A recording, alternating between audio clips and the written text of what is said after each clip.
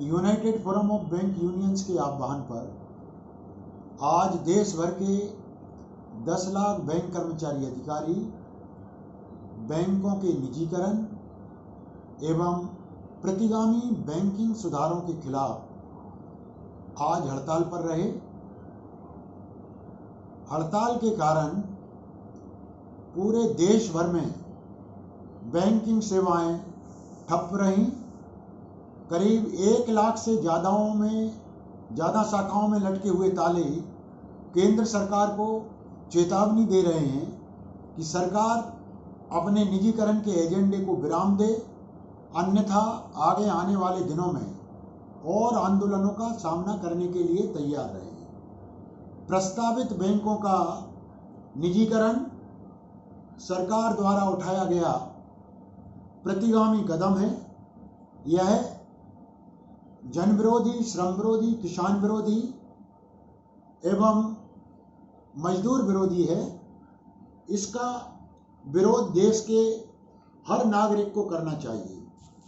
वर्तमान में बैंकिंग उद्योग में करीब 146 लाख करोड़ रुपया आम आदमी का जमा है। यदि बैंकों का निजीकरण हो जाता है तो इस जमा राशि की सुरक्षा के ऊपर प्रश्न चिन्ह लग जाएगा, क्योंकि इतिहास हमारे सामने है। 1948 से लेकर 1968 के दौरान देश के करीब 736 निजी क्षेत्र के बैंक दिवालिया घोषित हो चुके थे और उनमें आम आदमी की जमा राशि थी, वो जमाकर्ताओं को नहीं मिल पाई थी। उस दौरान स्थिति इतनी भयावह थी कि कई लोगों ने, जिनको बैंकों से पैसा नहीं मिल पाया था, आत्महत्या कर ली थी। इन सारी परिस्थितियों को मद्देनजर रखते हुए तत्कालीन देश की प्रधानमंत्री श्रीमती इंदिरा गांधी ने 14 बड़े निजी क्षेत्र के बैंकों का राष्ट्रीयकरण किया था। लेकिन आज वर्तमान केंद्र सरकार उस निर्णय को पलट रही है और सरकार बैंकों का निजीकरण करके बैंकों को बड़े बड़े सरमाएदार, कॉरपोरेट और औद्योगिक घरानों को सौंपना चाहती है। वर्तमान में यदि हम देखें कि बैंकों में सबसे बड़ी जो परेशानी का कारण है वो है नॉन परफॉर्मिंग एसेट। वर्तमान में करीब 10 लाख करोड़ से ज़्यादा रुपया खराब ऋणों में फंसा हुआ है। इसमें से अधिकांश राशि बड़े बड़े औद्योगिक घरानों के नाम पर है। ये वो लोग हैं जो राजनीतिक संरक्षण प्राप्त कर बैंकों में उगाही के नियमों की शिथिलता का फायदा उठाकर जानबूझकर बैंकों का पैसा नहीं लौटा रहे हैं। आज यदि खराब ऋणों की राशि की बात करें तो अधिकांश राशि बड़े बड़े कॉरपोरेट्स के नाम पर है। हाल ही में संसद के अंदर सरकार की ओर से बयान जारी किया गया कि गत 3 वर्षों में कॉरपोरेट के करीब 5,85,000 करोड़ रुपए बट्टे खाते में डाले गए। तो क्या निजीकरण अगर बैंकों का होता है तो इनको कौन खरीदेगा? यही लोग खरीदेंगे, औद्योगिक घराने खरीदेंगे, बड़े बड़े सरमाएदार, बड़े बड़े कॉरपोरेट्स खरीदेंगे। तो आज जो लोग बैंकों के बिल्कुल डिफाल्टर हैं, आज हम उन्हीं लोगों को सरकारी क्षेत्र के बैंक सौंपने जा रहे हैं। बैंकों का निजीकरण यदि हो जाता है तो आप मान के चलिए कि आम आदमी, गरीब आदमी, मजदूर आदमी, उनको बैंकिंग सुविधाएं जो वर्तमान में मिल रही हैं वो नहीं मिल पाएंगी।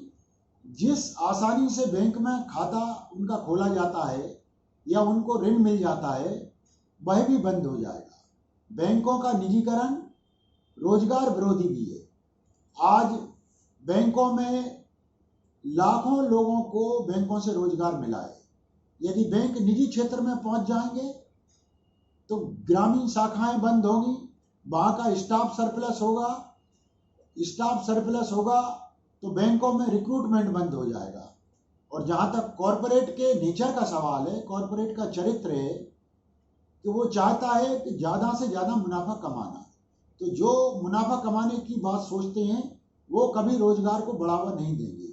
वर्तमान में जो बैंक कर्मचारी अधिकारी हैं उनका शोषण करके वो अपना काम चलाते रहेंगे। देश की जनता को जागरूक होने की आवश्यकता है। देश की जनता को हमारे आंदोलन में सहयोग देने की आवश्यकता है। आज की हमारी हड़ताल से हमको एक सिल्वर लाइन नजर आ रही है कि बहुत सारी जगह बैंक के ग्राहकों ने, देश की आम जनता ने हमारे इस आंदोलन को समर्थन प्रदान किया है। और एक और अच्छी बात नजर आई है कि 10 केंद्रीय श्रमिक संगठन, सैकड़ों independent organisations, federations, world federation trade, WFTO जो कि एक इंटरनेशनल बहुत ही मजबूत संगठन है मजदूरों का, उसने भी हमारे आंदोलन को समर्थन प्रदान किया है।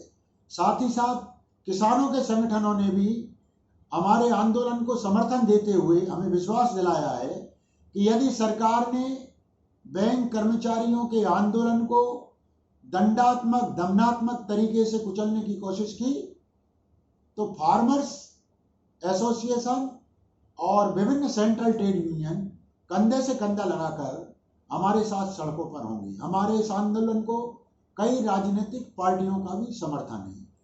हम आज की इस हड़ताल के माध्यम से सरकार को आगाह करते हैं, सरकार से गुजारिश करते हैं कि वह अपने निजीकरण के फैसले पर विचार करे और इसको अविलंब विराम दे।